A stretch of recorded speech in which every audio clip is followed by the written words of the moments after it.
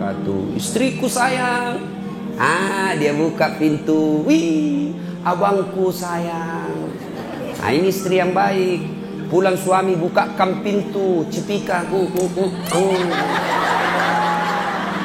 Suami taji. Pernah dikasih gitu suami tak, Ibu?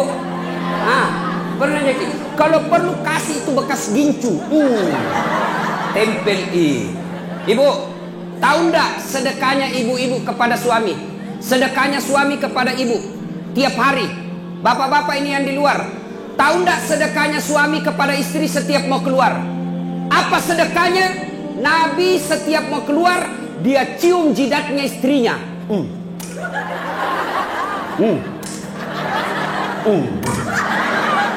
Dicium.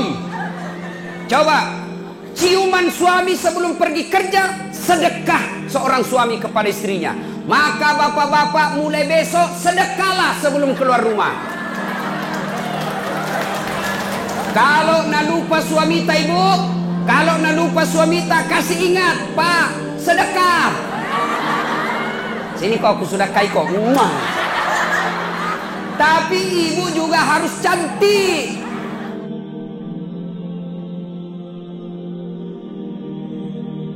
Banyak caleg yang pura-pura berislam, fotonya juga menipu.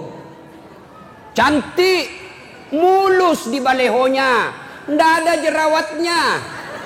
Begitu dilihat aslinya, dia hancur. Ternyata kamera 360. Tapi kalau ibu dokter memang asli dan fotonya memang sama-sama cantik. Ini biasa ku tanya-tanya Pak Iwan. Pak Iwan, apa itu tak ilmu-ilmu tak bisa kita apa ibu dokter bela. Masya Allah. Wa qala idzan wala tattabi'u khutuwatis syaitan. Dan janganlah engkau ikuti langkah-langkah setan, karena sesungguhnya setan itu musuh yang nyata bagi kalian. Ada setan di sini? Ada setan? Di sana nama masjid ini ditempati. Ada setan? Ada. Mana Ustadz? Itu HP. Terus sudah ceramah. Jadi togi wartawan. Dek, ibu-ibu simpan dulu HP-nya. Ibu simpan dulu HP. Dengar dulu ceramah. Dengar dulu ceramah. Ibu, selama ibu pegang itu HP, nagoda ki setan. Ya, maka simpan dulu HP-nya. Simpan dulu HP-nya, kita dulu dengar dulu ceramah. Ya, jangan lagi mas selfie. Orang ceramah langsung membelakang. Nah tulis bisa dek latar belakang das atlatif. Saya misalnya jadikan background. Malah pernah ku lupa itu di kampungnya Pak Wakil Bupati. Selesai ceramah ada ibu-ibu langsung dia bilang, Ustaz selfie dulu. Boleh? Sini maki ibu selfie. Sudah selfie dia bilang, Ustaz boleh cium. Mana ini? Mana cium-cium? Mau kau Pak Jallo mama nece. Saya paling tak suka itu kalau capek maki, keringatan, sudah ceramah 1 jam disuruh ki senyum. Capek itu orang Bu, mas selfie. Nah, itu HP-nya disimpan dulu. Wa qala idzan, Allah kemudian berfirman, Bismillahirrahmanirrahim. Innallaha wa malaikatahu yusalluna 'alan nabi. Ya ayyuhalladzina amanu sallu 'alaihi wa sallimu taslima.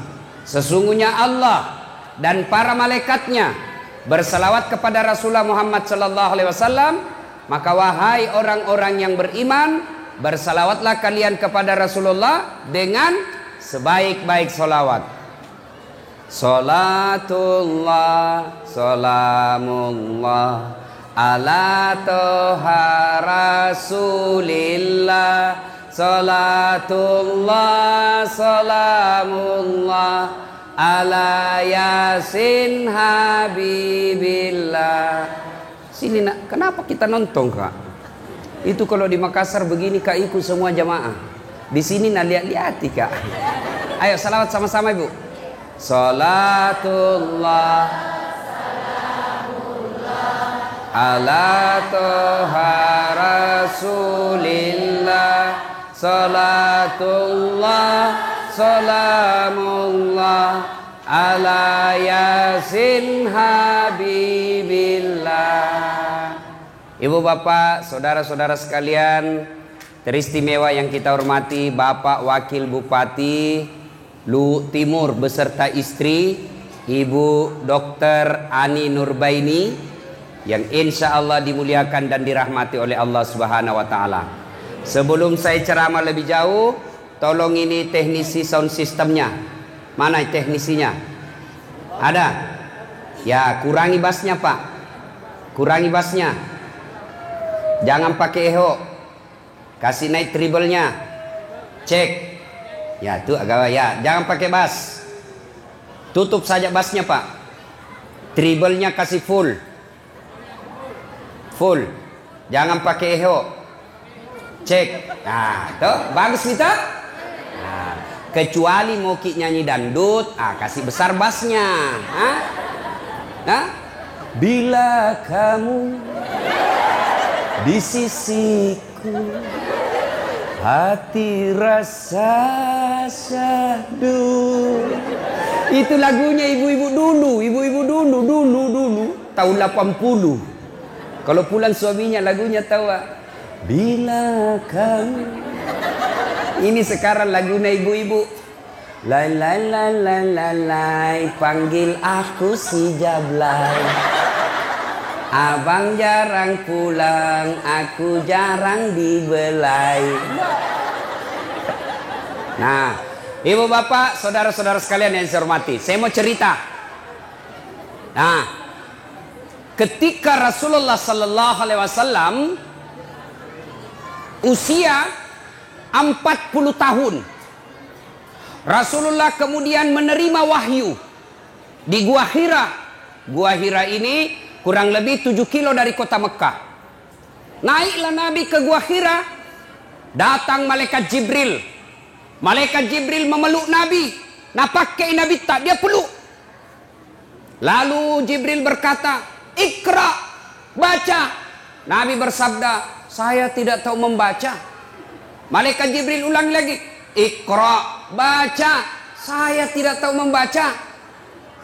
Jibril ketiga kalinya makin dipeluk sampai Nabi sesak napas, hampir tidak lagi bisa bernapas. Lalu Jibril berkata, Iqra, baca.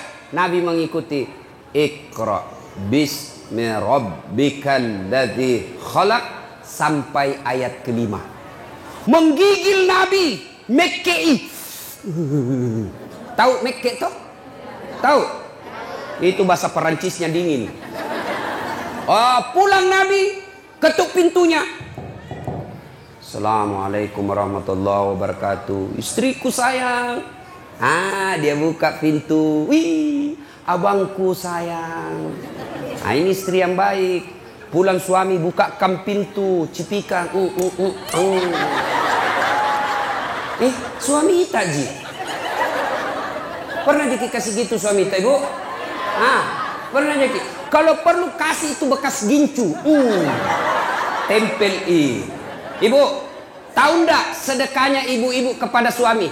Sedekahnya suami kepada ibu tiap hari.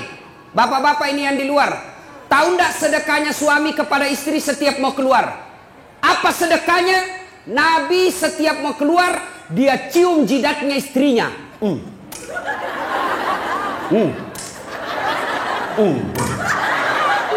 Dicium. Coba ciuman suami sebelum pergi kerja, sedekah seorang suami kepada istrinya. Maka bapak-bapak mulai besok sedekahlah sebelum keluar rumah. Kalau nak lupa suami ta ibu, kalau nak lupa suami ta, kasih ingat, Pak, sedekah. Sini kok aku sudah kai kok. Tapi ibu juga harus cantik. Mau disedekahi baru banyak osing. Mau disedekahi bau kalepanya, kariwil rambutna, kuning gigina. Nah bila suami tak jauh-jauh kau deh. Ya.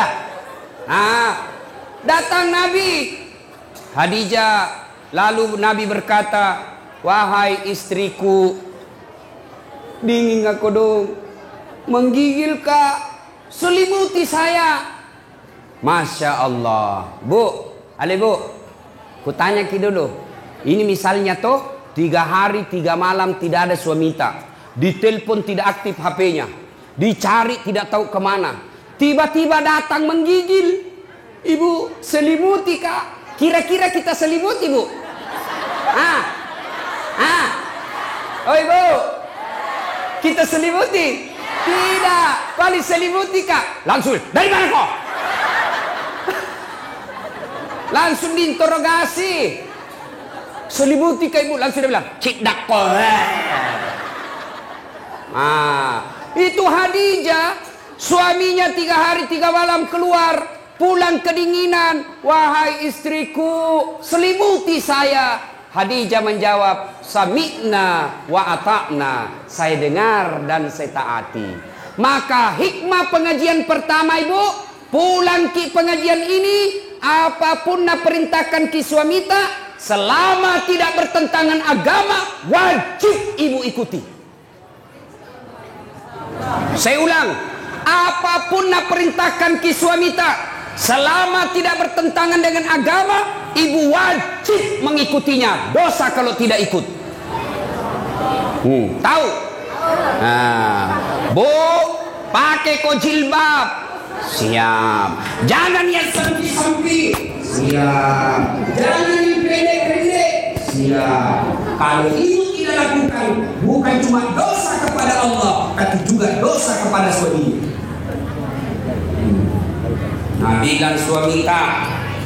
Nabilan suamita, ibu, jangan kau terlalu tebal gencummu, jangan kau cukur alismu, jangan terlalu banyak make upmu. Saya tidak suka, tapi ibu tetap lakukan, maka ibu sepanjang jalan laknat Allah buat ibu.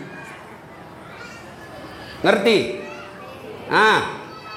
Ini sekarang ibu-ibu banyak nalawan suaminya. Kecuali, dengar, kecuali suamita na perintah ke yang bertentangan agama. Contoh, bu, jangan saya mau pakai jilbab deh.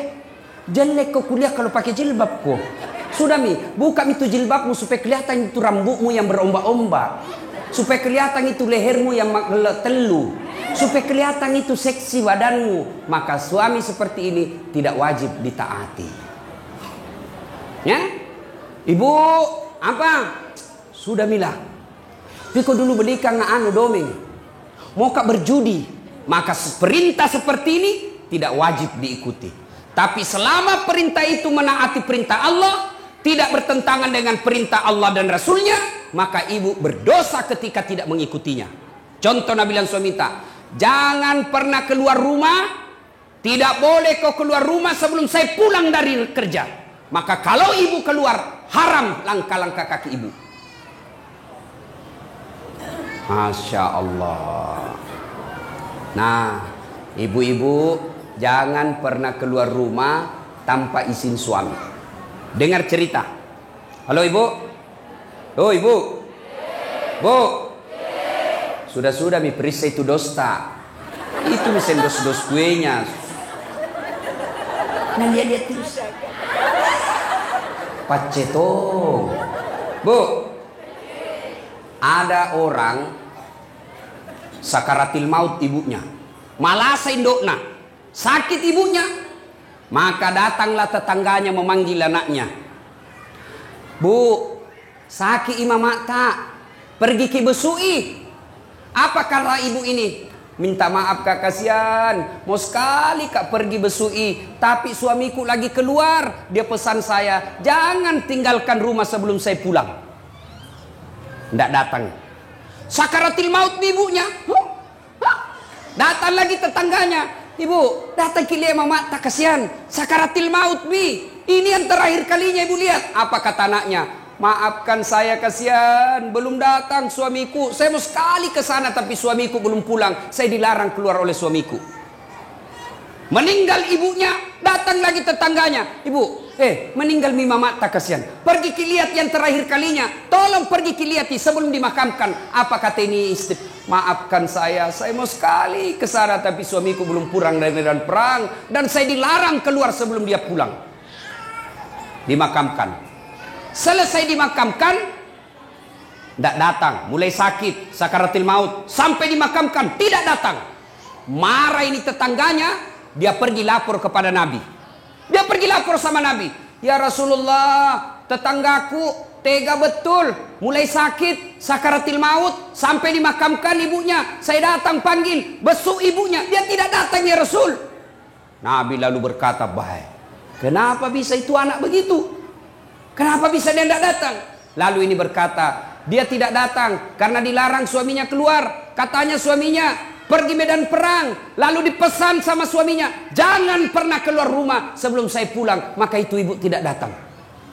Apakah Nabi marah? Apakah Nabi marah? Tidak. Nabi lalu bersabda, diampuni seluruh dosa ibu yang meninggal karena punya anak yang taat sama perintah suaminya. Masih ada ibu-ibu begini sekarang? Woi, masih ada? Oh, kasihan. Baru 10 menit pergi suaminya telepon temannya, datang nago. Cepat kok, tidak ada mi suamiku. Maka ibu-ibu saya heran. Di mana-mana masjid ramai majelis taklim.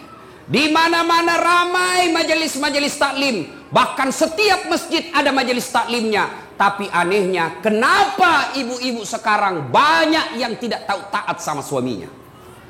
Demi Allah ibu, demi Allah, biar ibu sholat tiap hari, bahkan sampai hitam jidatnya, puasa Senin Kamis, ngaji, tadarus, tahajud tiap malam, tapi tidak taat sama suaminya, mendurhakai suaminya, dia kurang ngajar sama suaminya. Demi Allah, jangankan masuk surga, baunya surga diharamkan bagi ibu seperti ini. Kenapa bisa Ustaz? Kenapa bisa begitu? Tahu ibu harus tahu. Kenapa? Karena kami suami yang tanggung ibu nanti di akhirat. Ketika ibu melanggar, ketika ibu bikin dosa, kami suami yang tanggung dosanya ibu sebagai kepala rumah tangga. Beda ibu-ibu. Ibu-ibu taat ibadah, rajin sholat, tutup aurat, Senin Kamis puasa, suaminya tukang judi, suaminya koruptor, suaminya pemabuk, suaminya pengedar narkoba, suaminya tukang tipu, tapi istrinya soleha. Demi Allah, istrinya tetap masuk surga, suaminya dibakar di neraka, tidak ada hubungan. Maka ibu, jangan keluar rumah tanpa izin suami. Jangan lakukan apa-apa tanpa izin suami. Kenapa? Karena suami yang tanggung ibu nanti ketika di akhirat. Maka bersyukur ibu-ibu yang punya suami. Kenapa? Karena itulah nanti yang lindungi ketika di akhirat. Maka hargai suami tak. Jangan hina suami tak gara-gara dia miskin. Ini banyak ini istri kurang ajar sama suaminya. Mentang-mentang agak iko, ku taunya kok. Nu lamar ka dulu seperangka ala sholat. Ndak nu belikan nga rumah. Rumah na di bapakku ini nu tampati. Kamu juga saja selalu nu belikan ko baju. Pensiun mako. Ndak ada gaji nu.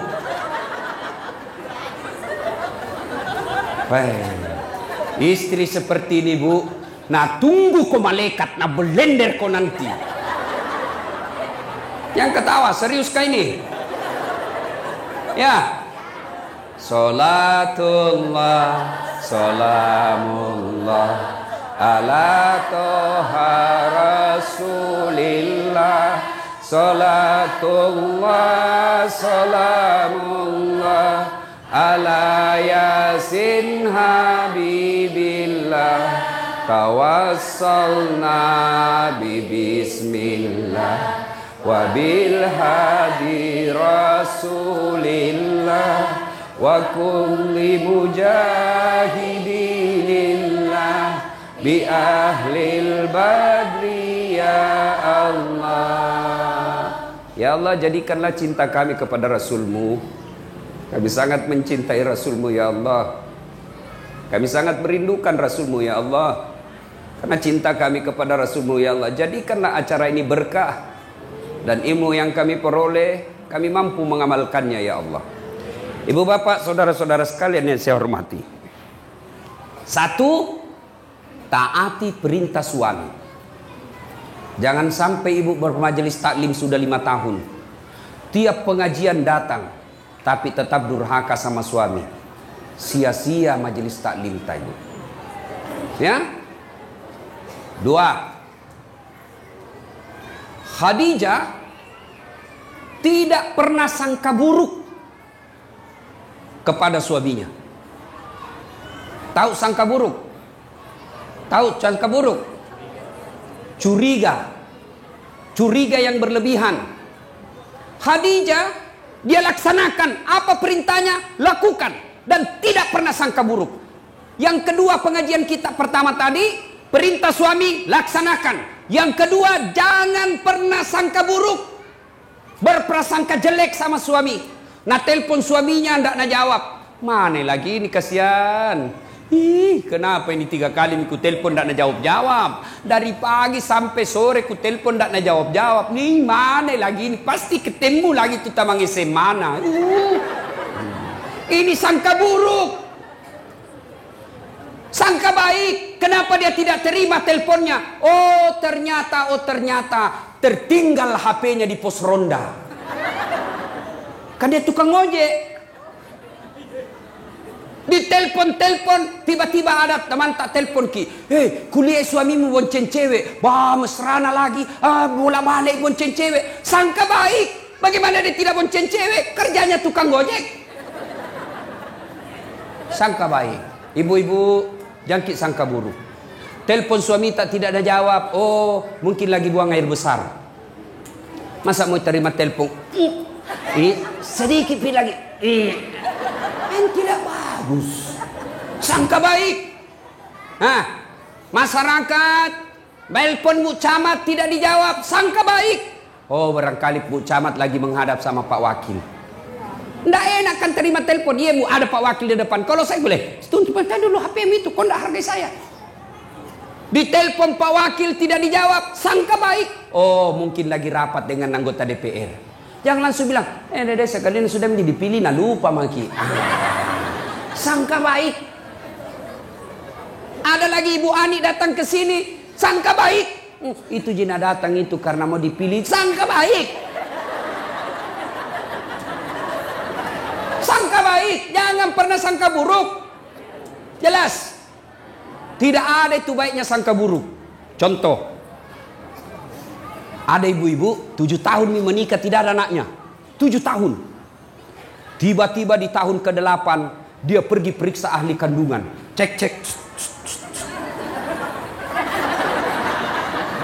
Nah bilang dokter, Bu, alhamdulillah ibu sudah terlambat 2 bulan. Nah sudah bilang, alhamdulillah. Nah telepon suaminya, Pak, alhamdulillah terlambat 2 bulan. Nah bilang suaminya, alhamdulillah. Jangan kau dulu cerita-cerita sayang nak. Nanti tidak jadi, malu lagi tuh. Baiklah, rahasia bersama, tidak ada cerita. Beberapa hari kemudian datang petugas PLN. Assalamualaikum. Waalaikumsalam. Kata ibu, siapa ya? PLN ibu. Kenapa ki Pak? Ibu terlambat 2 bulan. Kenapa bisa tahu ini? Bah, dari mana nak tahu ini? Langsung dia sangka buruk sama suaminya. Pasti ini lagi lah bolong ini, pasti karena kebetulan suaminya hitam. Lah bolos sih.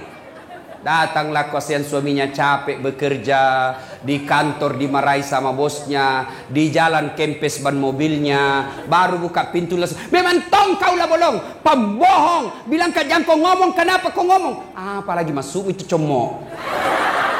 Karena istimewa comok.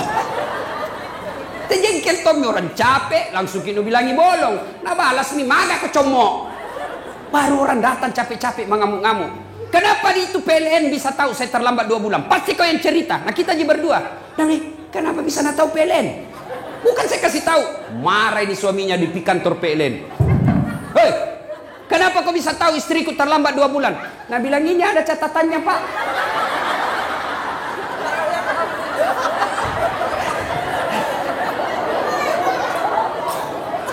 Nah bilang hapus itu. Ada apa taca-taca? Hapus sih. Nah bilang boleh dihapus tapi bapak bayar dulu. Nah bilang kalau saya tidak mau bayar. Nah bilang terpaksa punyanya bapak diputus. Kalau punya aku kau putus, apa nak pakai istriku di rumah? Nah bilang terpaksa istri tak pakai lilin. Coba. Inilah akibat bersangka buruk. Ya. Berapa banyak rumah tangga berantakan, yang akhirnya terjadi perceraian, yang akhirnya jadi perpisahan yang tidak nyaman. Anak jadi korban. Mau ke bapaknya, bapaknya sudah punya istri. Mau ke mamanya, mamanya punya suami. Lalu akhirnya anaknya jadi korban dunia akhirat. Siapa yang bertanggung jawab? 2 orang tua ini ketika anaknya nanti masuk neraka. Gara-gara apa sebabnya? Sangka buruk. Sangka baik. Ibu-ibu, tidak ada itu enaknya sangka buruk. Sangka baiklah. Ada caleg, sudah bikin pengajian, sudah pasang baleho, sudah datang silaturahmi, bagi-bagi jilbab. Ternyata tidak terpilih, sangka baik. Oh, bukan itu yang terbaik buat saya. Saya dulu 2013 ikut Pilwali di Makassar. Dibetak Ustaz? Tidak. Siapa bilang dibetak Kak? Cuma yang menang lebih banyak suaranya. Belum tentu dia lebih jago dari saya. Nah, alhamdulillah saya ambil hikmah. Oh ini hikmahnya saya tidak jadi wakil wali kota. Saya jadi Ustadz. Sekarang karena saya jadi Ustadz, keliling dunia ceramah. Ke New York. Tahu jaki New York? Dekat nama Lili. Dari New York pergi ke Jepang, pergi ke Italia, pergi ke Roma, ke Malaysia, ke Turki, ke Saudi. Semua dibayarkan. Sangka baik, sangka baik, sangka baik, sangka baik. Ibu-ibu tiba-tiba hancur usaha, sangka baik. Tiba-tiba suami berubah setengah mati, sangka baik. Suami tak jahat, sangka baik. Kalau dia berbuat jahat, dia yang tanggung dosanya di akhirat. Tenang perasaan. Piga mau meruntuk tu. Mak bele ko Andre ko tu runtuk mak ko mak bele ko mama. Ya. Ibu-ibu kalau ini rumus kita pakai, sangka baik, tenang perasaan. Kalau kita selalu sangka buruk, belum terjadi kita sudah sangka buruk, begini nanti, begini nanti, begini nanti, maka ibu akan sengsara, tidak bisa tidur. Nah, 2. Saya ulang lagi. Apa tadi yang pertama ibu? Apa? Bu? Pertama, taat pada suami. Apa diperintah suami, lakukan. Dengan catatan, perintah itu tidak bertentangan agama. Jangan kau pakai spiral. Kalau kau pakai, saya tidak setuju. Ibu pakai, maka selama ibu pakai, laknat Allah selalu menyertai ibu. Dan ikut itu. Yang kedua, apa tadi yang kedua? Sangka baik. Nah, yang ketiga, Khadijah. Ibu itu Khadijah, sebelum menikah sama Nabi, beliau janda terkaya di Mekah. Ada janda kaya di sini? Hah? Ada? Saya cuma bertanya. Jangan maki bilang Ustaz cari janda. Tidak. Kaya. Ketika beliau sakaratil maut. Tahu sakaratil maut? Tahu ibu? Nah ini muka-muka sakaratil maut semua ini. Masya Allah. Masya Allah. Habis hartanya Khadijah untuk bantu dakwanya Nabi. Tapi minta serban, malu sama suaminya. Malu. Kira-kira ada istri di sini malu minta sama suaminya? Ada? Ada? Ada? Jangankan minta, nah curi. Sudah nak simpan baik-baik suaminya nak dapat semua. Ini banyak sekarang perempuan pintar cari duit. Sudah disembunyi masih nak dapat. Ada lawannya kasihan honor. Pegawai honor. Gaji kan semua langsung ke istrinya. Tiba-tiba dikasih uang sama Pak Wakil Bupati. Ibu Nur Aini bilang, Ibu Anik bilang, ini dari Pak Wakil. Nah, pegawai honor kasihan. Wih gembira. Nah bilang ini rezekiku. Karena bukan gajiku, bukan uang istriku. Nah simpanlah ituannya, nah lipat-lipat. Baru nak kasih masuk kantong plastik. Baru naik kak benang. Tuh. Mau nak simpan di bawah tempat tidur. Nah dapat inilah comok. Akhirnya apa? Dibawa karpetnya tempat tidur nak simpan. Istrinya kasih bersih kamar, sapu. Ih, ada kompe-kompe. Diikat benang, nah buka. Ih, uang. Langsung berteriak sama suaminya, Pak, uang apa ini? Yang mana? Ini yang dibawa karpet. Nah bilang suaminya, uang sial. Maksudnya apa? Batin aku sembunyi, udah apa Ji? Bisa main ini. Pas sapak duit. Oh, nak parisa mana kantor lelakin. Bu, jangan ketawa ibu, saya serius ini. Hei bu, kalau ambil uang di dompet, kalau ambil uang di kantong, sampaikan kepada suami. Meskipun ibu sudah di kantong, mi kan tidak bisa mengambil kau di kantong tak mi. Di dalam kantong pipir kasih tahu. Kenapa? Nanti kasihan dia kira ada uangnya di dompet, sampai di warung kopi, sampai di pompa bensin, sampai uang makan, nah parisa. Mati mi bro, malu maki ini. Lah como sih, perbuatannya sih lah como ibu.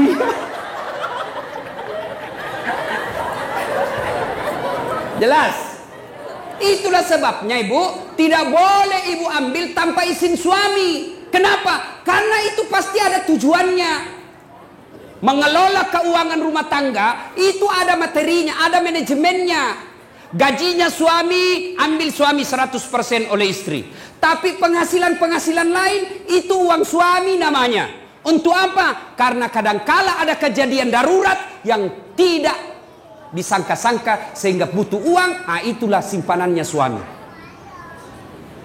Gajinya suami, pembeli beras, pembeli ikan, pembeli lauk pauk, pembeli lain-lainnya. Tapi ketika tiba-tiba mobil tabrakan, pak, tidak mungkin uangnya gajinya dari istri yang sudah diambil, maka itulah simpanannya suami. Maka ibu jangan ambil ketika ada simpanan suami, karena itu pasti ada tujuannya disimpan suami kita. Jelas ibu? Jelas? Salatullah, salamullah ala toha rasulillah. Salatullah, salamullah ala yasin habibillah.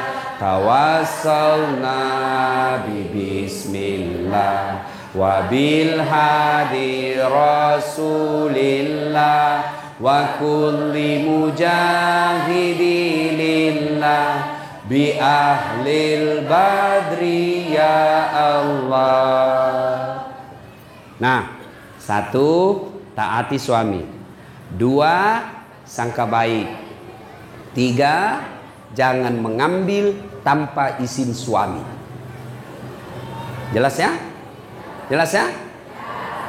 Yang keempat, Khadijah ternyata menopang suaminya, mendukung suaminya sepenuhnya. Karena ini laki-laki, biar bagaimana jagonya, tanpa dukungan istri hancur. Betul ya bu? Betul? Maka tapi jangan berlebihan ibu.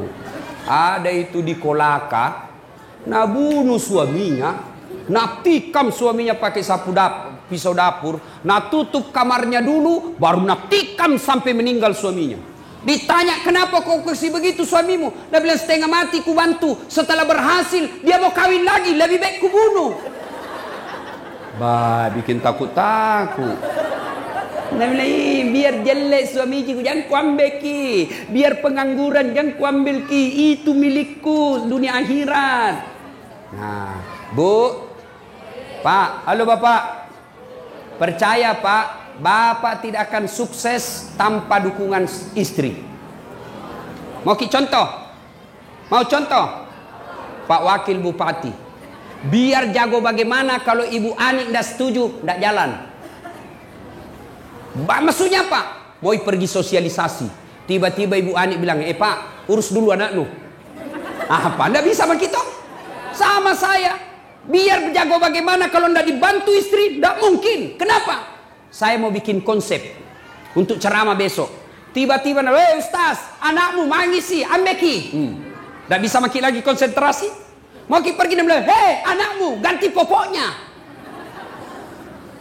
Maka kita laki-laki bisa sukses. Karena bilang apa? Pergi maki sayang, anak tak saya yang ngurus. Serahkan semuanya sama istri tak. Kita pergi maki dakwah, saya urus semuanya. Masya Allah. Itu istri yang baik. Jangan bikin takut-takut suami. Baru pergi 1 jam menelpon. Di mana kok? Di mana kok? Di kantor jakon. Pulang kok.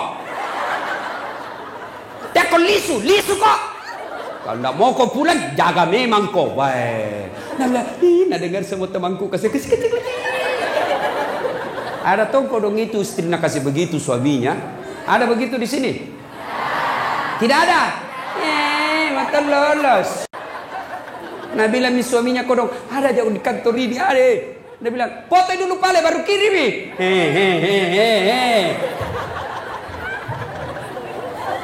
Woi Pak, ada ki begitu di sini? Takut sama istri tak? Ada. Pak Desa, takut kisah istri tak? Berhenti jadi laki-laki. Apa mau takut sama istri? Nah kita lamar nih, dibikin ngangi rumah, dibelikan mobil, semua cicilannya kita bayar nih. Baru mau kita takut sama dia, bagaimana ceritanya? Marah Ustaz. Nah banting itu pintu, banting tongi pintumu.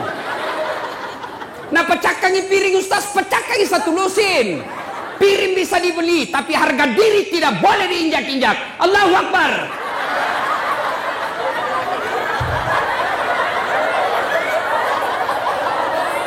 Iya Pak, setuju? Nah bilang mak jallo aja Ustaz, mak jalloi. Nah pecahkan televisi supaya berhenti menonton. Televisi bisa dibeli, tapi harga diri sebagai laki-laki jangan kau injak-injai. Baik. Allahu Akbar. Nah bilang orang, jadi Ustaz tidak takut sama istri. Aku bilang, apalah aku takut sama istriku. Cuma istriku lebih berani dari saya.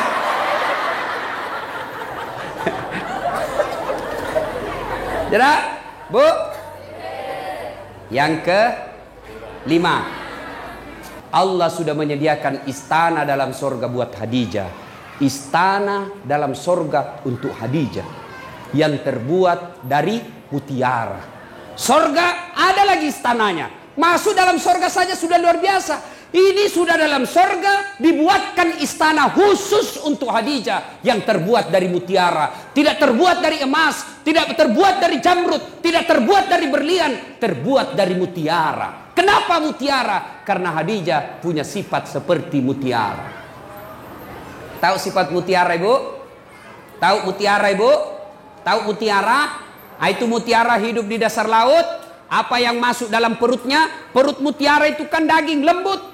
Apa yang masuk ke dalam perutnya? Kerikil-kerikil, pasir-pasir masuk ke dalam perutnya. Bayangkan kalau pasir ketemu kulit-kulit mutiara, lalu dia bungkus, dia tutup cangkangnya, dia olah itu pasir yang sakit, yang padis, yang mengerikan. Tapi mutiara dia tutup rapat-rapat cangkangnya. Beberapa saat kemudian keluar. Yang pasir dan kerikil tadi menjadi mutiara. Perhiasan yang semua orang menginginkannya. Apa artinya? Khadijah setiap ada masalahnya, setiap ada masalah rumah tangganya, masalah dalam hidupnya, tidak pernah dia ceritakan. Dia tutup rapat-rapat cangkangnya. Dia tidak pernah cerita ke orang lain, tapi dia cerita hanya kepada Allah Subhanahu wa ta'ala. Maka pengajian kita yang kelima adalah, Bu, ada masalah, jangan cerita ke tetangga, jangan cerita ke keluarga, lebih baik cerita kepada Allah. Bagaimana caranya? Tunaikan sholat, tingkatkan kesabaran. Sayang 1000 sayang, ibu-ibu sekarang ada masalahnya pergi tetangga. Suamiku itu deh jeleknya, pelit, maseke, sudah kalau tidur ngorok. Ini makin tua makin bau kalepaknya. Enggak ku tahu itu suami. Masa suami tak kasih jelek-jelek begitu sama tetangga? Coba, itu suamiku pelit sekali, nak pegang uangnya, nak kasih sama sekali. Kalau datang tidak pernah tongi senyum-senyum. Masa rahasia rumah tangga kita ceritakan? Maka istri seperti ini tidak akan mendapat kasih sayang dari Allah Subhanahu Wa Taala. Jangan heran kalau ibu selalu cerita kejelekan orang, ibu cerita kejelekan rumah tangga, dia umbar semua aib rumah tangga, maka hidupnya, hatinya tidak akan pernah dapat ketentraman. Kenapa? Karena Allah jauh menjauhkan dia dari rahmatnya. Kau suka cerita kejelekan-kejelekan rumah tanggamu, maka Allah tidak akan senang kepada kamu. Allah tidak senang kepadamu, maka jangan heran hidupmu tidak bisa tenang hatinya. Jelas? Maka kalau ada masalah tak ibu, ambil wudhu, ambil sajadah, ambil kudung, ngadu kepada Allah. Dalam solat namanya solat hajat. Minta maki kepada Allah. Ya Allah, saya tidak sangka suamiku begini. Saya tidak senang suamiku begini ya Allah. Tapi inilah jodohku ya Allah. Engkau yang menentukan jodohku. Saya tidak senang laki-laki seperti ini. Tapi Engkau berikan saya seperti ini. Maka berikan saya kesabaran ya Allah. Kuatkan hatiku. Tingkatkan kesabaranku ya Allah. Agar ini bisa kulalui secepatnya. Ini tidak. Ada masalahnya ambil Facebook. Update status. Tidak kusangka kau begitu. Andai ku tahu kau begitu, saya tidak terima lamaranmu. Pret. Dia kan banyak begini. Apalagi, coba ku tahu begini tidak mau kawin sama kau. Apalagi tidak mau naduami anakmu. Jelas? Ibu-ibu, ada di sini rumah tangga tidak ada masalahnya? Ada? Ada? Tidak ada orang tidak ada masalahnya. Tidak ada. Contoh, cicilan belum lunas, anak tidak dapat kerja, suami makin kajili-jili, motongi cantik istri, motongi mulus muka, penuh dengan masalah. Maka masalah itu bukan masalah. Masalah kita adalah bagaimana mengatasi masalah. Mengatasi masalah tanpa masalah. Weh, ini warna pegadaian ibu-ibu ini. Bu, ada masalah tak, ngaduki kepada Allah. Dalam cara apa Ustaz? Tingkatkan kesabaran, tunaikan sholat dengan sebaik-baiknya, perbaiki 5 waktu, tambah sholat-sholat sunnah, terutama sholat hajat di malam hari. Allah janji, ud'uni astajib lakum. Minta kau kepadaku, pasti saya kabulkan. Itu janji Allah. Salatullah, salamullah ala toha rasulillah. Salatullah, salamullah ala yasin habibillah. Tawassalna bismillah wa bil hadi rasulillah wa kulli mujahidilillah bi ahlil badri ya Allah. Alhamdulillah, 5 ini kita bawa pulang. Insya Allah kita amalkan bu, ada gunanya pengajian. Tapi kalau pulang ini tidak ada diamalkan, maka kita hanya datang turut ramai, tidak ada faedah yang kita dapatkan. Inilah tausiah kita, mudah-mudahan ada. Ini kisah nyata, saya alami. Suatu waktu saya diundang ceramah ke Palopo. Palopo itu kalau naik mobil dari Makassar kurang lebih 10 jam. Ya. Nah, saya selesai takziah malam jam 10 saya berangkat, jam 10 malam. Begitu saya naik mobil, salah satu nikmat yang Allah berikan, saya gampang tidur. Gampang betul tidur. Kalau saya naik pesawat, belum terbang saya sudah tidur. Itu kalau saya naik mobil, kalau saya sudah baring, karena saya di belakang sopir, saya tidur saya. Nah, sampai di kampung namanya Kera, itu gunung, hutan, tidak ada rumah. Tiba-tiba singgah itu mobil jam 1 malam, jam 1 singgah mobil. Kaget kak, mana ini sopir ini? Moto kato? Mana sopirnya? Oh kulihat, oh kencing. Dia turun dari sebelah kanan, kencing dia. Saya turun juga, moto kak kencing deh. Turunlah saya, kencing juga. Begitu saya kencing, saya bayangkan, sekalinya ini sopir dia tidak tahu kak saya turun, matilah saya ini. Ternyata betul, saya lagi kencing, tiba-tiba ini sopir napa lari otona. Nasalaika oto, langsung lari setereku. Itu belum dia habis kencing, ku lari kak, woi nasalaika. Apalagi dia sudah tutup kaca mobil, lari. Jam 1 malam. Saya telepon, tidak ada HP. Selama perjalanan itu saya tinggal di jalan. Semua mobil saya kasih singgah, tidak ada yang singgah. Yang mau ke Makassar saya kasih singgah, tidak ada singgah. Saya mau ke Palopo, tidak ada singgah. Kenapa? Dia kira kak mungkin pocong. Kenapa? Saya pakai putih-putih, songkok putih, baju putih, sarung putih di tengah hutan. Nah kira kak pocong. Saya mau bilang, mau kak di tengah-tengah jalan begini. Nanti ku bilang, nah kira betul kak pocong, nah tabrak kak. Lah haul, nah kenapa lah ustaz sih? Akhirnya apa? Nanti jam 6.15 pagi baru dia kembali ambil saya. Subuh, azan. Saya bilang, ini kalau pintar ini sopir, kalau azan subuh pasti dia baru kasih bangun kak. Betul azan subuh dia balik. Ustaz, subuh nih. Dari ustaz. Langsung dah balik mobilnya nak kasih kencang. Sampai akhirnya jam 6.15. Basah bu saya karena gerimis. Saya sholat di pinggir jalan hutan, tidak ada satupun yang ambil saya. Jam 1 sampai jam 6.15 baru dia datang. Begitu dia datang, saya mau tempelengi, lebih besar dari saya. Saya bilang, lawang ini dah kalah kak. Akhirnya sepanjang jalan saya diam-diam sampai di rumah jabatan wali kota Palopo. Langsung dia bilang wali kota, Ustaz, kenapa bisa kita lupa koporta? Dalam hatiku, mak beli si sopir ini. Bohong lagi nih sopir.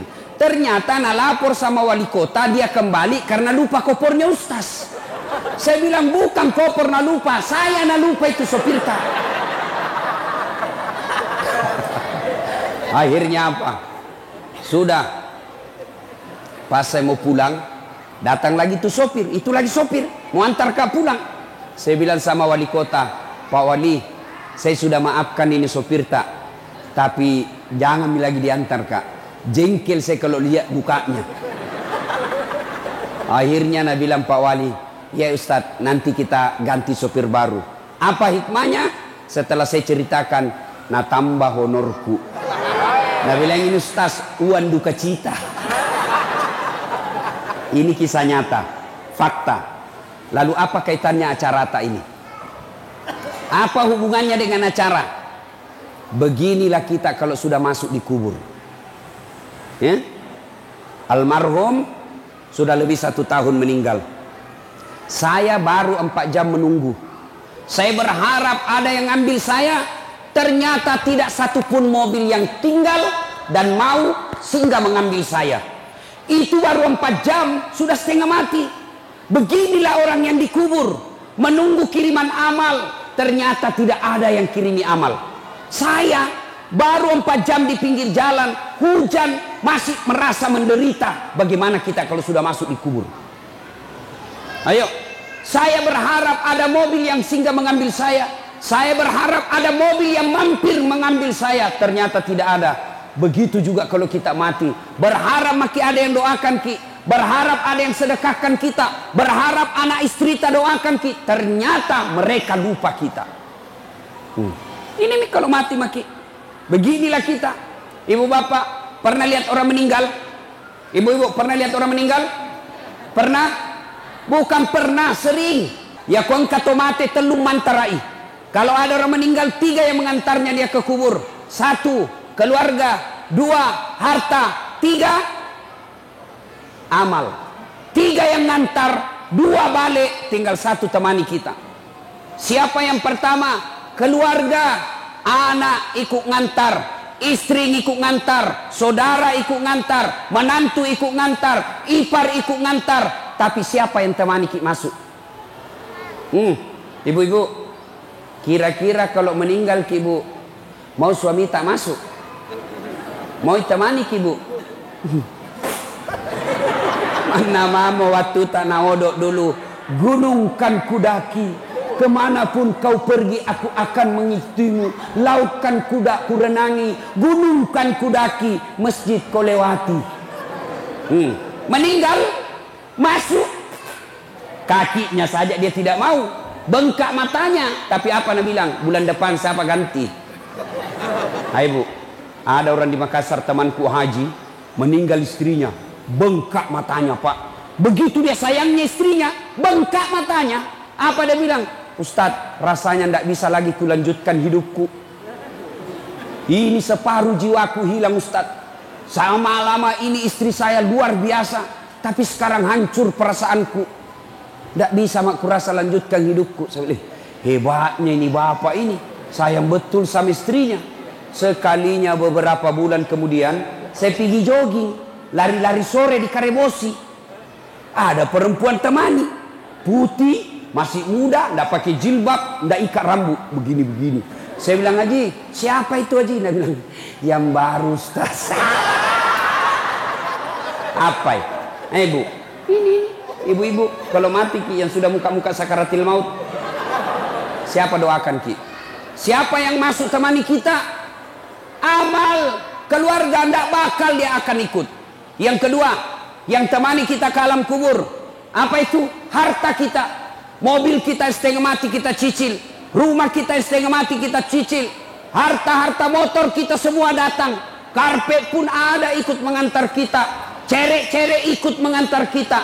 Tapi begitu masuk di kubur, ada kira-kira masuk harta? Ini yang tebal-tebal cincinnya, yang tebal-tebal emasnya masuk.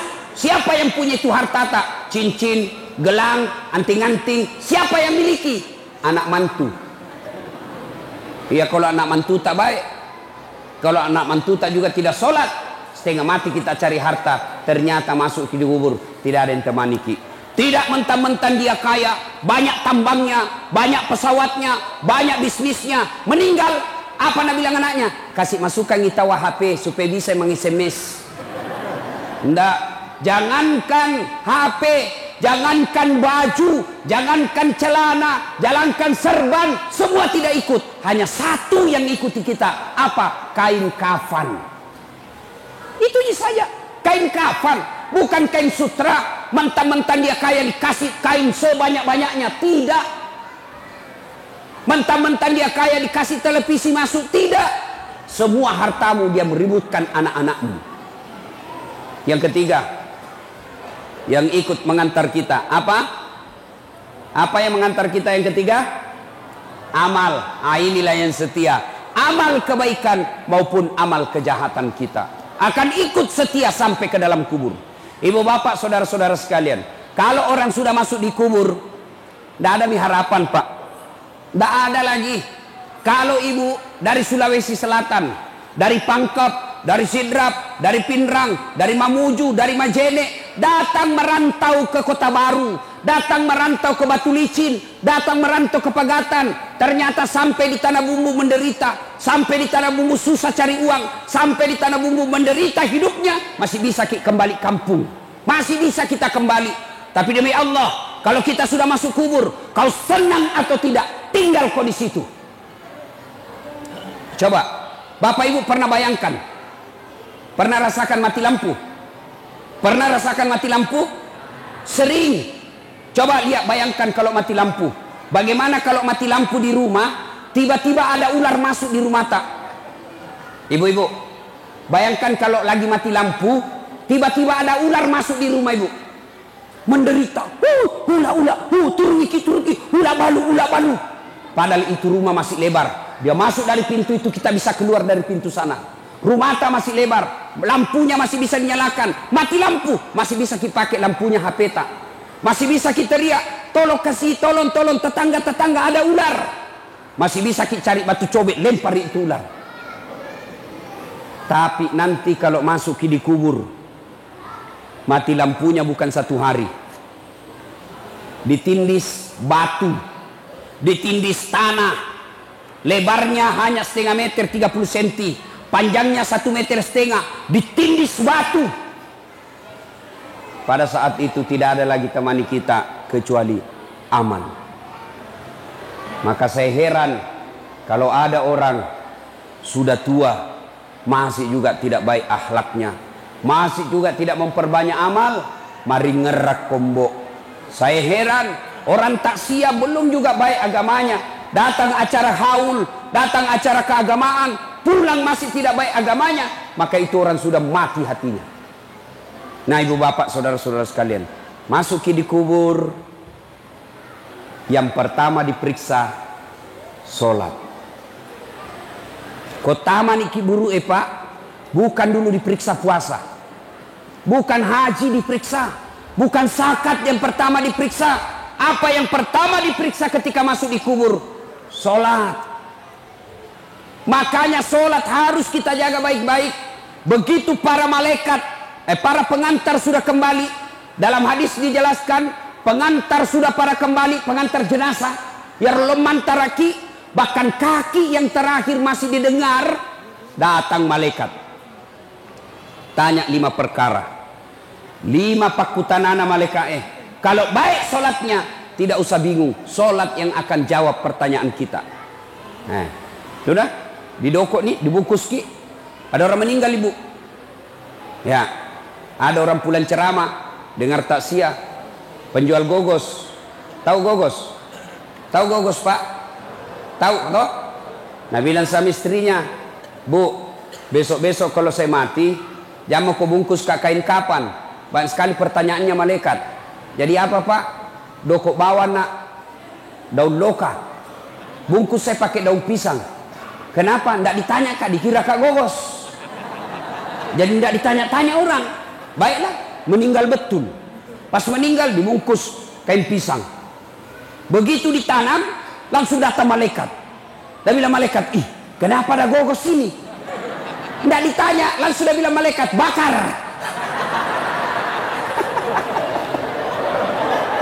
Dek, dari tanah langsung menitunuh.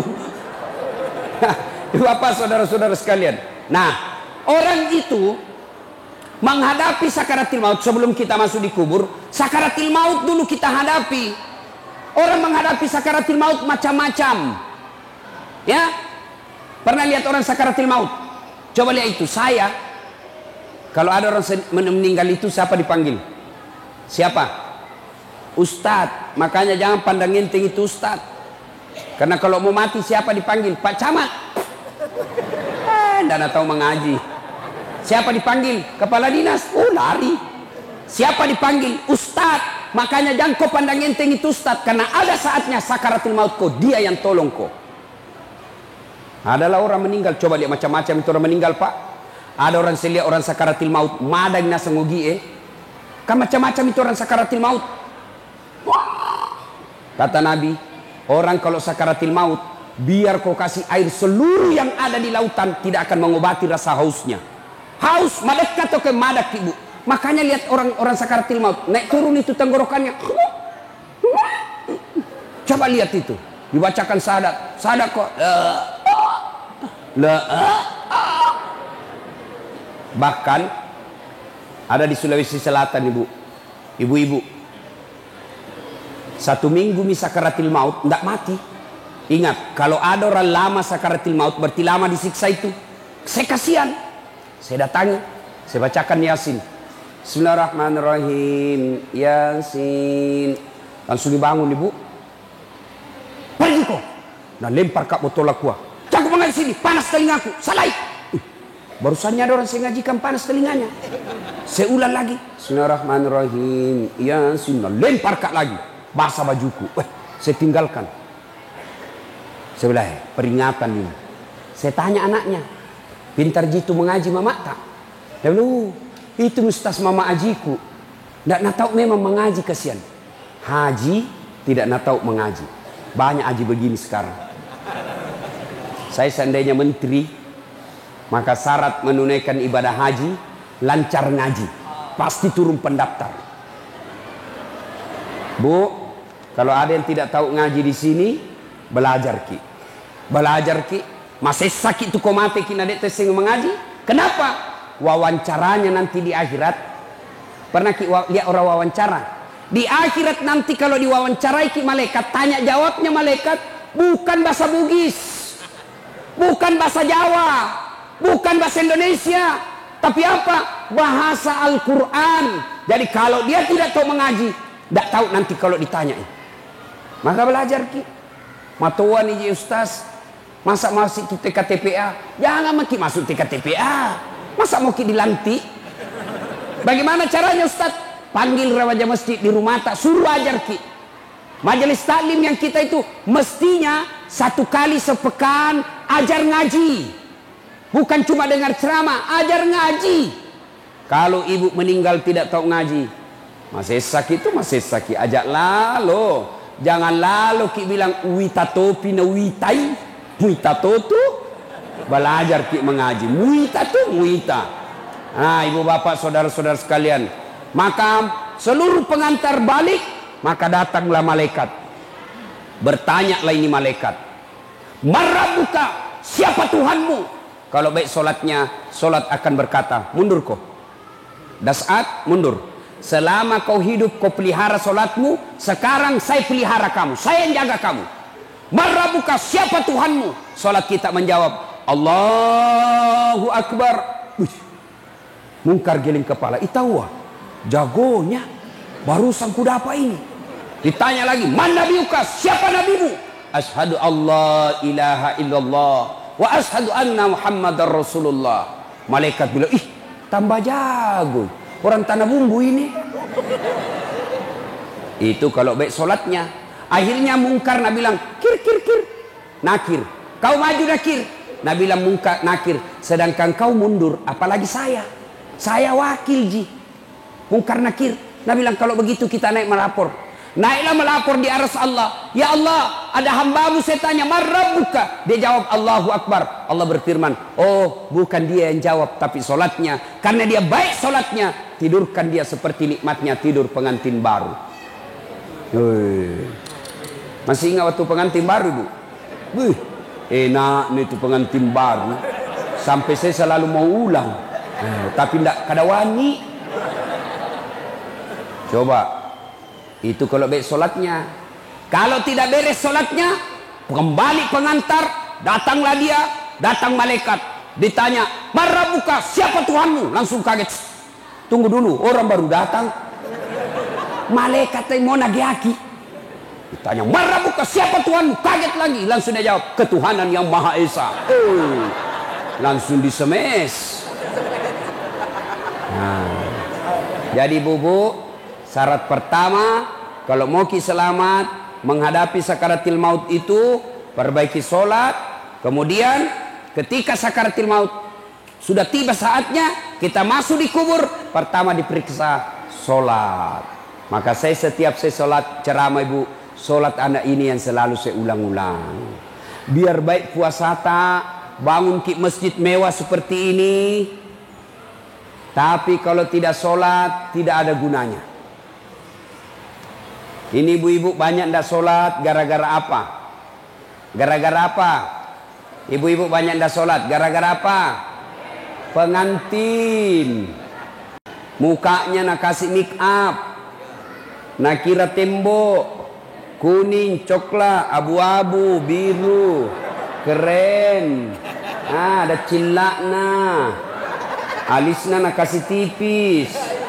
Ada juga yang tebal, beda kanan beda kiri.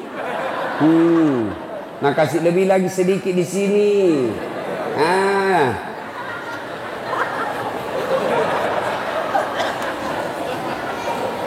Apalagi banyak ibu-ibu ndak sholat. Gara-gara apa? Jilbab. Jangan kita kulihat dia ibu jenisnya teman-teman. Ayo, gara-gara apa? Jilbab. Jilbab sakaratil maut. Tak 3 lapis. Nak kiring-kiring. Biru coklat, nak kasih mirip-mirip lagi sedikit. Tiba waktu sholat, nak bilang suaminya piko sembayang, nak bilang ndak sadar kok pak, sadar mani kusul kopi sholat, piko sholat, nak bilang ndak kuliah ini jilbabku 1 jam dipakai. Gara-gara jilbab ndak sholat, ibu-ibu jangan anggap enteng itu sholat, aja tercule-cule sampajangnya pak. Demi Allah akan menderita orang yang tidak sholat. Bahkan Imam Syafi'i dalam kitabnya dia jelaskan, kalau ada orang ndak sholat dia mati, jangan kau sholati. Kau seleng ina sangalena tapi dia nama sampajang. Imam Syafi'i bilang jangan kau sholati kalau dia mati.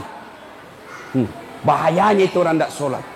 Nah kita kadang-kala pergi haji, tiap tahun pergi umroh, Ramadan puasanya lengkap, dia bersedekah, tapi tidak sholat. Tidak ada gunanya semua itu.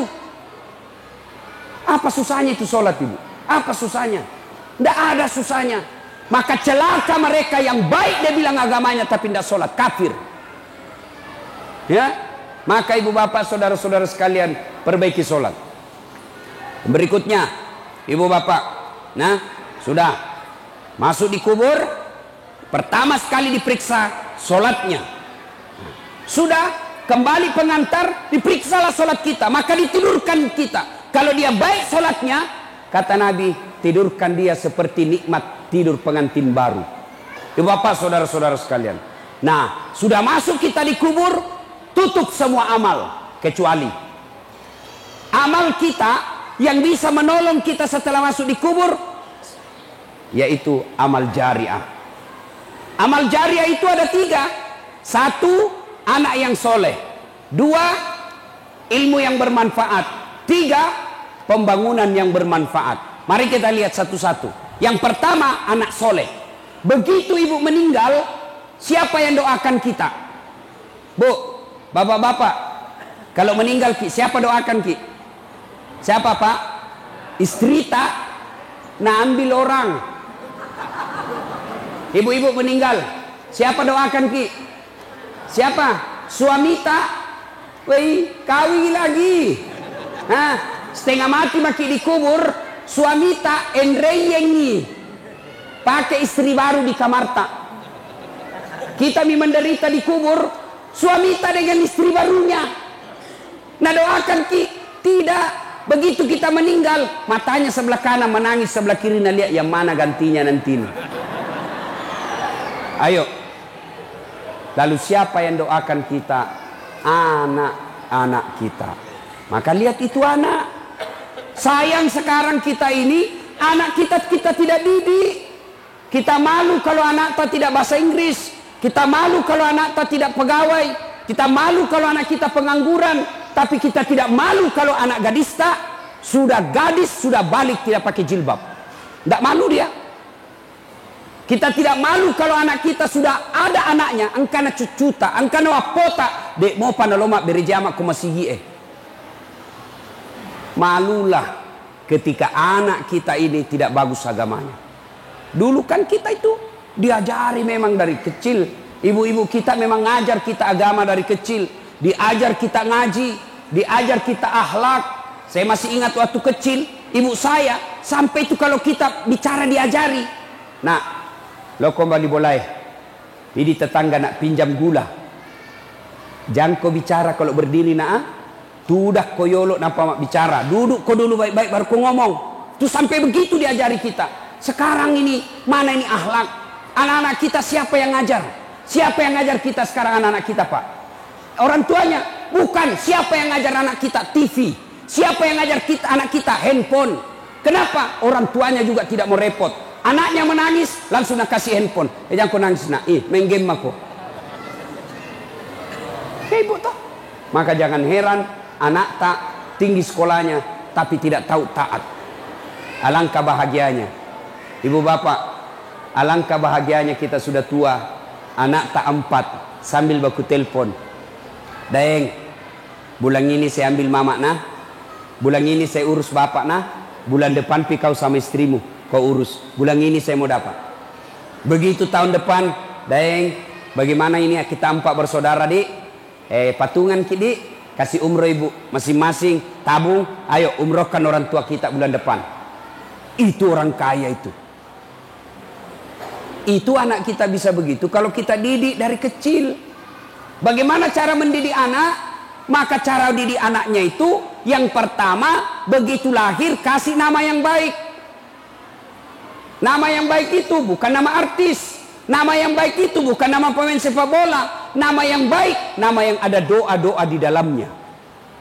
Sal kasih nama anak tak mutmainnah. Apa itu artinya mutmainnah? Jiwa yang tenang. Berarti kalau orang panggil, oh mutmainnah, wahai kau jiwa yang tenang, orang doakan. Jangan lagi bilang apa arti sebuah nama. Coba bayangkan kalau tidak ada semua nama tak. Coba kalau tidak ada semua nama di sini. Bagaimana orang macale? Pilih saya. Siapa? Anu.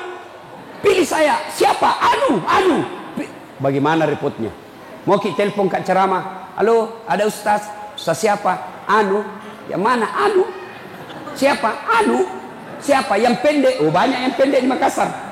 Coba bayangkan, nama itu penting. Maka kasih nama yang baik. Lahir anak tak, lahir cucu tak, kasih nama. Tidak bisa telepon ustaz. Ustaz, ada cucuku lahir, saya mau dia jadi penghafal Quran. Siapa bagus namanya? Perempuan atau laki-laki bu?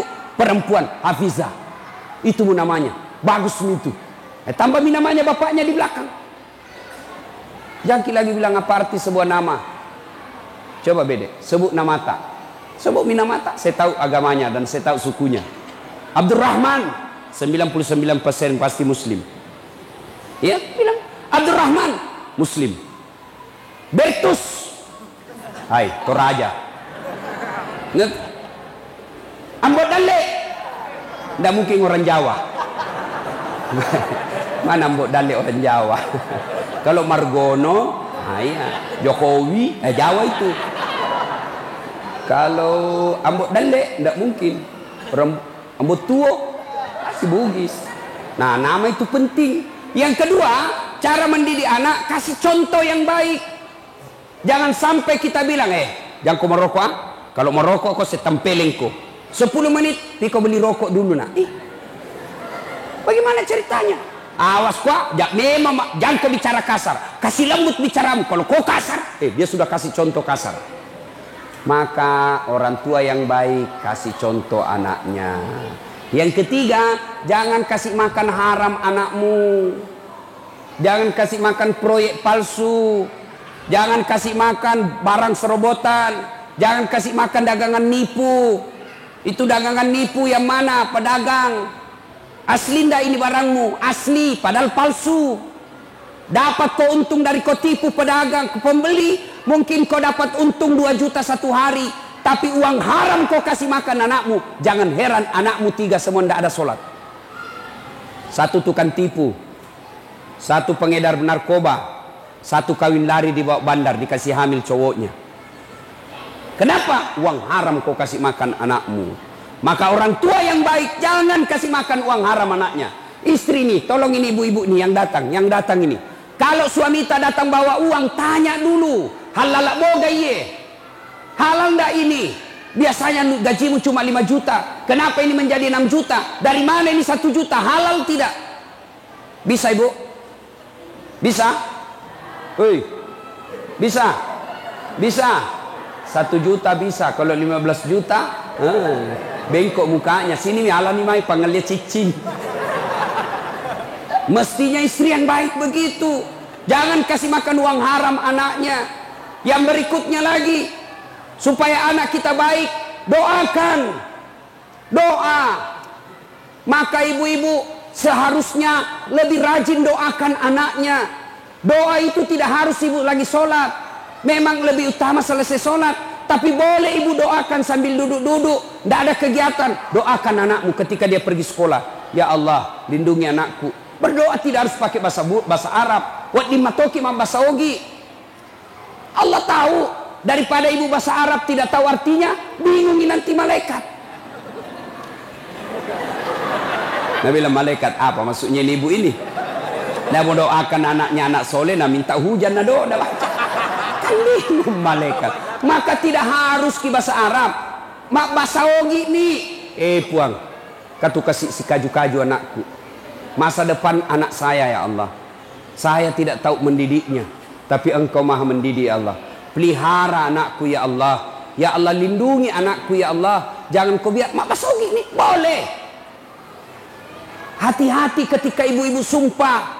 Hati-hati ketika marah. Kadang-kala ibu-ibu kalau marah kan keluar itu kalimat-kalimat sumpah. Kurang ngajar, nalapola lo ke beca. Nah tak berat betul beca. Maka kalau sumpah untuk anak, jangan sumpah yang jelek, sumpah yang baik-baik. Kurang ngajar, jadi lalu kok ustadz seperti Dasat Latif. Boleh begitu. Jangan sumpah yang jelek-jelek. Nah ibu bapak saudara-saudara sekalian, begitu masuk di kubur, yang pertama yang bisa menyelamatkan kita, anak kita.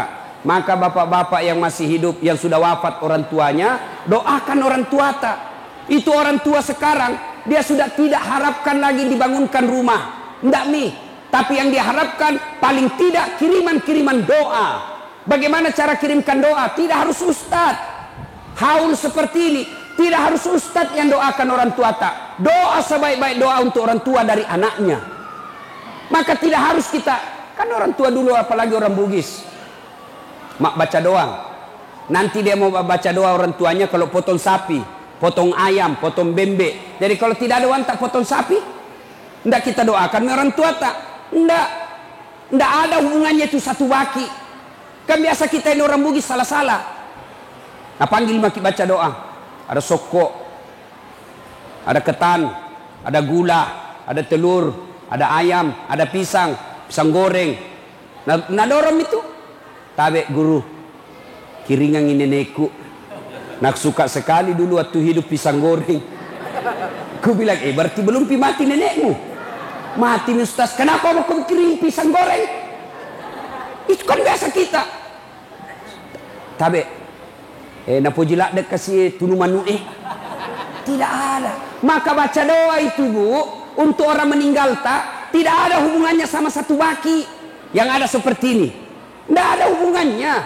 Lalu untuk apa ini satu baki kalau kita mak baca-baca? Untuk apa? Tawana ustaz saya kupure mak baca.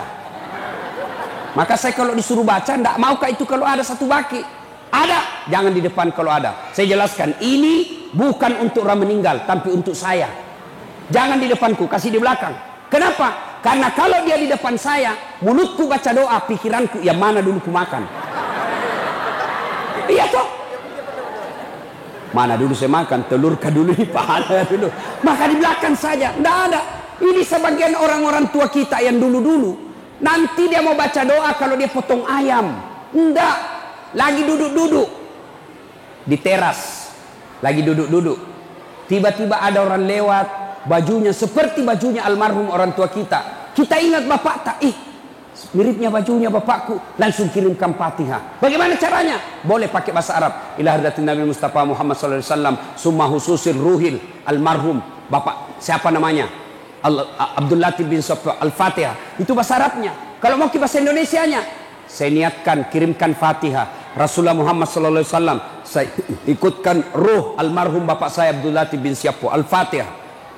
Boleh juga bahasa Bugis. Wakate mas kiringin surat Fatihah Nabi tak Muhammad SAW. Upacio iya ambokku. Al-Fatihah. Bayangkan.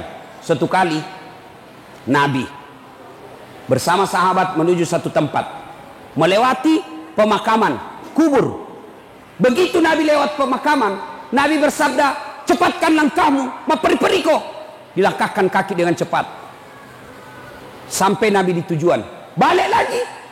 Sahabat ketika lewat di pemakaman, kasih langkah caplak kakinya. Nabi bilang, tidak usah kau buru-buru, santai saja. Santai. Sahabat bertanya, ya Rasul, waktu pergi disuruh buru-buru, pulang tidak lagi. Ada apa ya Rasul? Nabi bilang, andai kau dikasih telinga seperti telingaku, kau dengar betapa disiksa orang tadi ini. Waktu pergi, disiksa ini orang di kuburnya. Tidak tahan saya dengar dia disiksa. Dek na lembut nyawaku, tidak betah saya dengar. Maka saya mau cepat jauh supaya saya tidak dengar. Waktu pulang tidak lagi disiksa. Kenapa? Saya dapat berita dari Jibril. Allah perintahkan malaikat yang menyiksa di kubur, hentikan siksaanmu. Tidak mungkin kusiksa bapaknya sementara anaknya di dunia lagi belajar mengaji membaca basmalah. Napai bismillah na baca anak-anak, Allah perintahkan malaikat, hentikan kau siksa itu orang tua, anaknya lagi baca Al-Fatihah. Maka ibu bapak yang meninggal orang tuanya, doakan orang tua. Yang kedua, bagaimana setelah didoakan? Sedekah atas nama orang tua. Ini sahibul hajat yang undang saya ke tempat ini. Ini pahalanya akan sampai ke orang tuanya. Berapa sedekahnya kita makanan? Ya, yang dos-dos itu. Meskipun ada juga ambil tak 2 dos. Sudah dikasih 1, nak bilang belum pi. Ibu-ibu Columbus, kelompok ibu-ibu pembungkus. Kurang ya lesik di malamopi. Itu sedekah. Bayangkan bapak ibu, misalnya yang undang saya, dia kasih saya duit 10.000, lalu itu 10.000 saya makan bakso, lalu bakso itu menjadi darah daging saya. Selama darah daging saya itu saya pakai sujud beribadah kepada Allah, maka selama itu yang kasih saya 10.000 itu dapat pahala dari saya, meskipun tidak dikurangi pahalaku. Makanya bersedekah ki, lihat orang baik, sama-sama orang miskin, sama-sama tidak mampu, satu baik solatnya, satu tidak baik solatnya, kasih yang baik solatnya. Sama-sama miskin, sama-sama baik solatnya, satu keluarga, satu tidak keluarga, kasih yang keluarga. Sama-sama keluarga, sama-sama fakir miskin, sama-sama baik solatnya, kasih satu tetangga, satu bukan tetangga, kasih yang dekat dari rumah tak. Maka bersedekah. Kalau kita sedekah, kasih lihat apa jenis sedekahnya. Kalau sarung songkok, cocoknya kasih siapa? Pak Imam, Pukate, Pak Ustadz, guru ngaji. Cocok itu kasih sarung songkok. Kalau dasi, baju safari, yang mau kau kasih Pu Imam. Kapan dia pakai itu Pu Imam dasi? Begitu pergi pengantin pakai dasi, langsung makan mana itu? Jangan-jangan nih Pu Imam, gila-gila sudah nih Pu Imam ini coba. Maka diberikan yang lebih banyak dia pakai. Ya, bersedekah. 1 tadi doakan, 2 bersedekah. Yang ketiga, kunjungi karib kerabatnya. Maka orang yang punya almarhum ini salah satu cara berbuat baik kepada orang tua. Almarhum bersyukur punya anak seperti ini, bikin acara pengajian.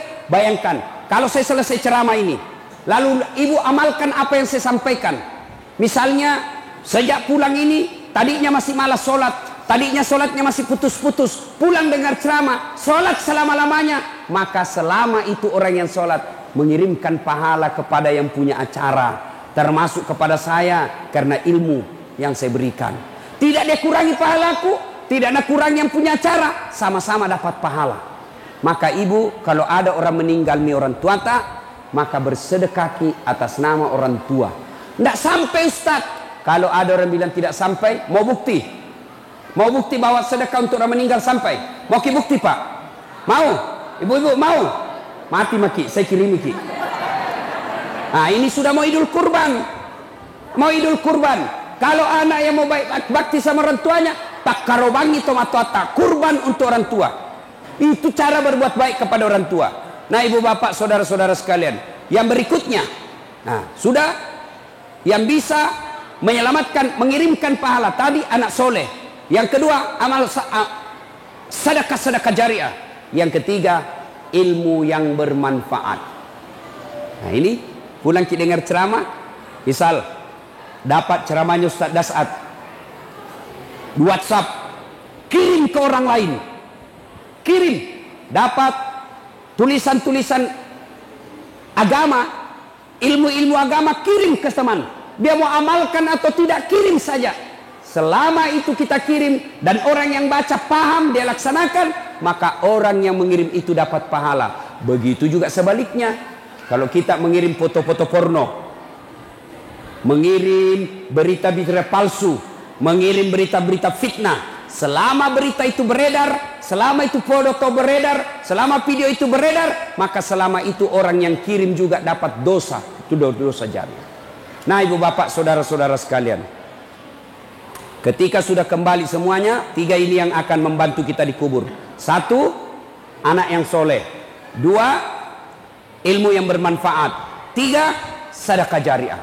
Nah sekarang kita yang hidup, bagaimana caranya memelihara ini iman kita, memelihara agar kita bisa mati dalam keadaan berislam? Maka caranya 1, ada doa yang diajarkan Nabi. Ada ibu-ibu yang hafal, itu biasanya di buku-buku tahlil.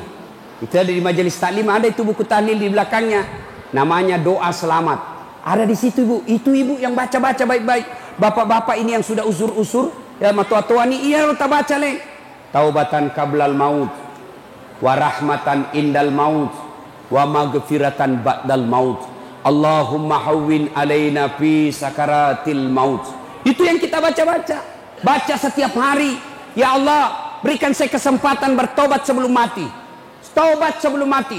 70 tahun umurnya, 69 tahun dia banyak dosa, 1 tahun dia taubat dan nasuha, maka 1 tahunnya itu menghapus dosa-dosanya yang 69 tahun. Maka kita bertobat, taubatan qablal maut, wa rahmatan indal maut. Rahmati saya ketika menghadapi sakaratil maut. Itu menghadapi sakaratil maut tidak gampang ibu, bukan barang gampang. Mau menghadapi sakaratil maut, mati dalam keadaan Islam? Mau ibu? Pasti jawabannya mau. Nah ini doanya. Kemudian yang lain lagi, kata Nabi, man qama la ilaha illallah ila akhiril hayata dakhalal jannah. Siapa yang mengucapkan 2 kalimat syahadat ketika menghadapi sakaratil maut, Nabi jamin pasti itu masuk surga. Jadi Nabi bilang, pernah Kak ceramah begini, tiba-tiba mahasiswaku Nabi bilang, gampang itu Ustaz. Kenapa? Mau pakai mati baru baca. Ku bilang memang kalau kau mau mati akal bicara. Kalau orang sakaratil maut bukan akal bicara tapi amal. Jangankan orang sakaratil maut, orang nikah. Pernah lihat orang nikah? Banyaknya itu orang nikah tidak tahu syahadat. Baca syahadatmu, asyhadu, salah kok. Ulangi, asyhadu, salah. Ulangi, asyhadu, salah. Ditempelin songkok, asyhadu la ilaha illallah. Banyak yang begitu. Maka kalau mau latihan sekarang. Ibu-ibu ini kalau kita tidak ada kegiatan, latihan la ilaha illallah, la ilaha illallah. Kenapa? Ala bisa karena biasa. Itu nenek saya dari pihak ibu kan meninggalnya di Kota Baru. Ya. Waktu sakaratil maut kita kumpul cucunya waktu 6 madang. Saya bisik telinganya. Nek ikut Ki baca Yasin. Saya bacakan Yasin. Bismillahirrahmanirrahim. Yasin. Dia ikut sampai hatam, beberapa saat kemudian meninggal. Padahal waktu tua, akhir hidupnya, tidak hafal itu waktu hidup, tidak hafal itu surah Yasin, tidak hafal. Tapi begitu sakaratil maut, kok bisa hafal? Ternyata salah satu rahasianya, karena beliau waktu tua, akhir hidup beliau lumpuh, 2 tahun lumpuh. Tuh kakinya tidak bisa gerak-gerak, ya. Maka kebiasaannya selesai sholat maghrib nunggu isya dia baca Yasin. Ini menunjukkan ala bisa karena biasa. Jadi bapak-bapak yang sudah usia-usia 60, ya, yang sudah putih rambutnya, ya sadar-sadar nih, macawek nih, tuh magharibi nih. Tapi jangan bilang anak muda tidak mati, enggak. Biasanya kalau kita cerita kematian, itu anak muda langsung orang tua yang sudah pensiun lihat-lihati. Apa maksudmu? Apakah selat tomatoai? Enggak, biar anak. Ini baru-baru Pak, baru-baru kawan saya. Kawan saya di Muhammadiyah, bayangkan.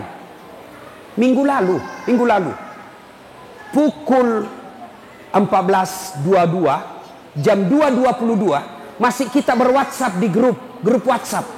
Terakhir dia kirim itu pukul 2.22 menit. Dia kirim stiker gambar fotonya, baru tulis lucunya. Setelah salat isya malamnya, sudah salat isya, di grup itu masuk innalillahi wa inna ilaihi rajiun. Siapa yang meninggal? Nih yang tadi jam 2 kirim stiker lucunya. Banyak orang begitu. Ada juga sepupu saya pensiun. Nah panggil istrinya, ibu kita pergi makan soto Banjar. Baiklah, kau duluan siap-siap karena perempuan lebih lama pakaian. Dan bila istrinya, baiklah tunggu mak. Sambil menunggu istrinya siap, dia keluar rumah ke tetangganya. Begitu dari pintu pagarnya ada tangga-tangga, ada jembatan-jembatan untuk ke jalan raya. Tidak sampai 1 meter itu jembatannya. Tapalese, jatuh, meninggal. Padahal sehat. Ada lagi temanku pulang ke ceramah, Ustaz, kita ke warung kopi, banyak teman nunggu ki, mau selfie ke kita tonse banyak teman tak. Datanglah saya. Jam 3 sore. Masih ngopi-ngopi kita, tiba-tiba Nabi bilang, "Ndak enak perasaanku." Langsung cap pelok. Kulihat matanya, "Ai, ndak lama ini. Bawa ke rumah sakit, meninggal." Tidak yang namanya kematian tidak sakit dulu. Namanya kematian tidak tua dulu. Asal ada dakwah dalam diri kita, siaga 24 jam. Maka kalau mau bisa menghadapi sakaratul maut dengan tenang, salah satu resepnya adalah perbanyak mengucapkan la ilaha illallah. Itu enaknya kalau ada begini di tangan tak, tasbih begini. Coba lihat Pak. Ini, coba lihat kalau pegang kita tasbih begini, otomatis itu mulut tak la ilaha illallah. La ilaha illallah, la ilaha, subhanallah, subhanallah, subhanallah. Tidak ada orang pegang begini, jalan kotek 2, onde-onde 4, burasa 4, tidak ada. Maka ibu pegang ini, bapak-bapak pegang-pegang kalau sudah tua-tua maki, pegang maki begini. Nah ibu bapak saudara-saudara kalian, pada akhirnya Allah Subhanahu wa taala berfirman, "Apa man kana mu'minan kaman kana fasikan?" Apakah sama orang beriman dengan fasik? Fasik itu pura-pura beriman. La yastaun, kata Allah, tidak sama. Ammal ladzina amanu wa amilus salihati falahum jannatul ma'wa. Bagi mereka yang beriman dan beramal soleh, kami kembalikan mereka ke dalam surga, surganya dunia dan insya Allah surganya akhirat. Wa ammal ladzina fasaku fa ma'wahumun nar. Bagi mereka yang pembangkang, kami kembalikan mereka dalam neraka, nerakanya dunia, apalagi nerakanya akhirat kelak. Nah ibu bapak saudara-saudara sekalian, karena waktu maghrib sudah dekat,